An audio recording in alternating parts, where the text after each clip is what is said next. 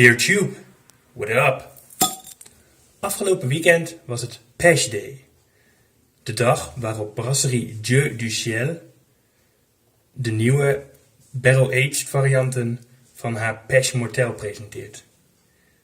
In tegenstelling tot Hertog Jan doen zij dit wereldwijd in een selectief aantal cafés.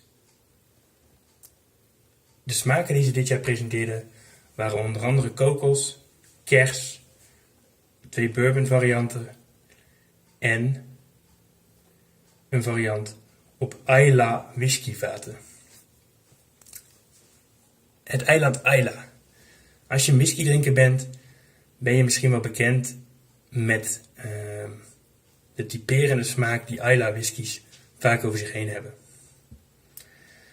Dit komt mede door de sterke hoeveelheid turf die zich daar in de grond bevindt. En die geeft een kenmerkende rokerige smaak af. Doorgaans wordt het mij al snel te rokerig. Maar deze variant van de Pêche Mortelle was, die gaf mij weer goede hoop dat het ook een subtiel rokerig tintje aan het bier af kon geven. En toen dacht ik heb nog ergens een Buxton variant staan van de Sound of Islay. En die heeft dus ook een dergelijk proces doorgemaakt, waarbij hij een jaar lang gelegen heeft op, volgens de fles, een van de meest intense peated whiskies van Islay.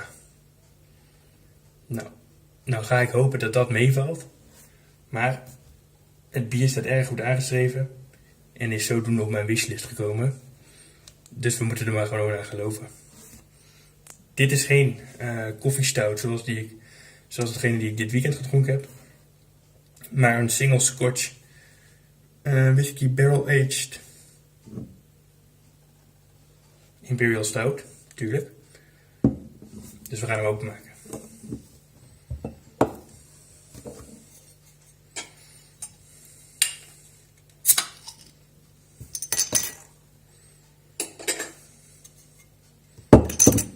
Boah, nu al een flinke rokerigheid. Nou, van deze afstand kan ik hem nog hebben. Hopelijk is dat in de slok ook het geval. Het dopje is niet zeggend. Ik ga hem inschenken.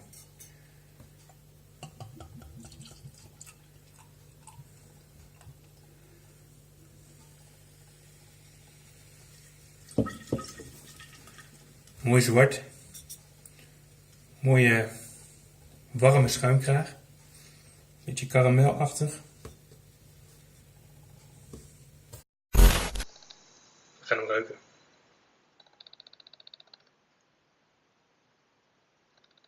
Ja, ik ben bang dat dit zo'n bier gaat worden waarvan ik zeg: er zat te veel whisky aan de binnenkant van het vat. Zo'n sterke, echt die rokerige geur. Ja, die haast de smaak wel af moet gaan geven op dat bier. En daardoor mogelijk te veel van zijn oorspronkelijke stout verloren gaat laten gaan. Als whisky-liefhebber waarschijnlijk heel erg mooi. Voor mij misschien wat minder. Maar we moeten objectief blijven. Het enige wat ik ruik is echt dat rokerige. Zelf omschrijf ik die geur. Ja, dus als die geur enigszins gaat corresponderen met de smaak, omschrijf ik het vaak met het aflikken van een barbecue. Dat te bijna assige, alsof iemand jouw blik bier gebruikt heeft om zijn sigaret in te doven, zonder dat even aan jou mee te delen. Waardoor jij dus vervolgens met een slok as in je bakkes zit. Maar oké. We hebben het bier nou eenmaal staan. Dus we gaan het ook maar gewoon proeven. Proost.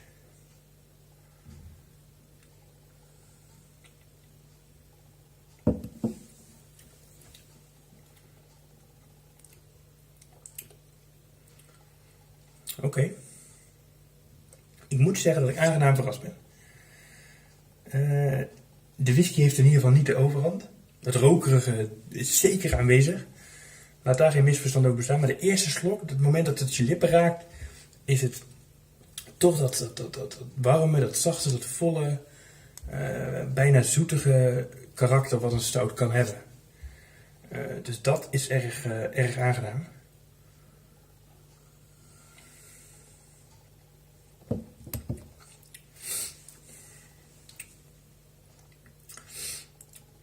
Het is denk ik wel een zware jongen. Ik heb nog niet naar het alcoholpercentage gekeken.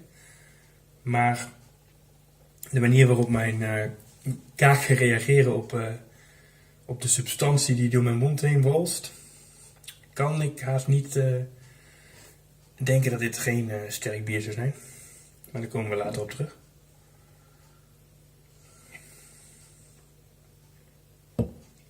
De balans is erg goed. Vooral misschien omdat ik er zo sceptisch in ging.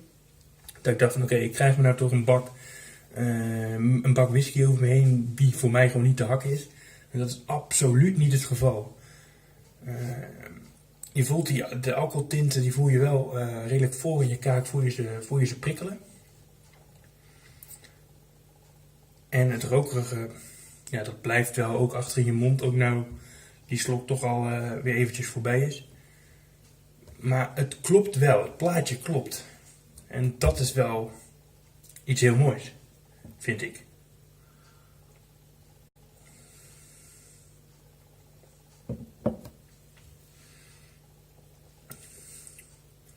En naarmate je meer slokken hebt, neemt dat zoetige wat je bij de eerste aanraking met het bier hebt, neemt wel wat af.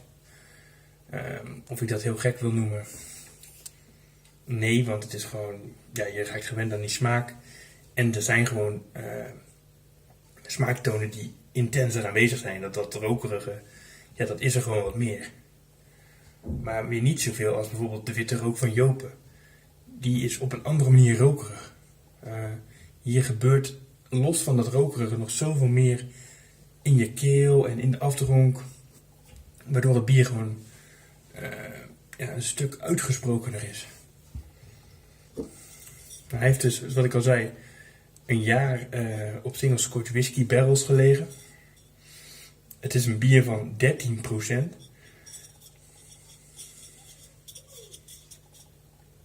Hij is gebotteld op 26 september 2018.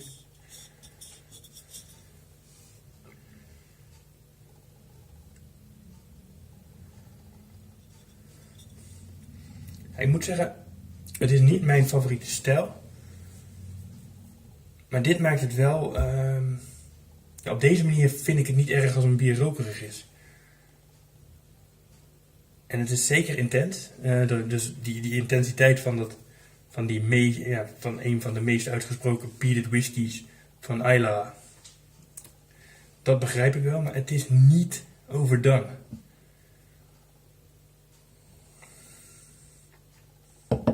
Ik ben wel heel benieuwd wat een echte whisky-liefhebber hiervan zegt.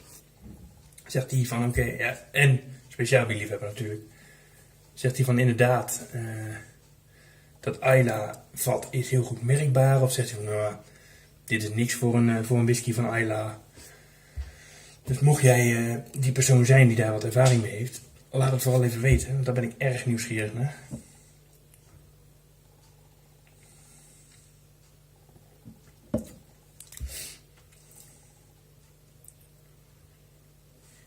We hebben nog een restje wat we bij kunnen drinken. Even kijken of dat nog iets aan de smaak toe gaat voegen.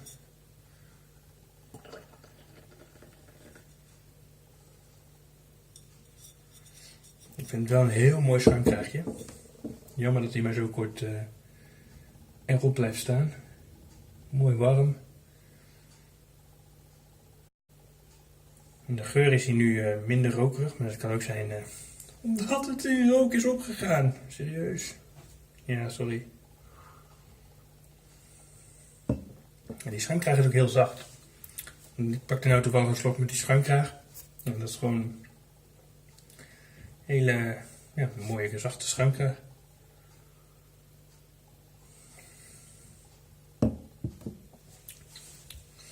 zou bijna denken dat er nog wat meer nevensmaken bijgekomen zijn, los van het toch wel overheersende rokerige karakter wat hij heeft.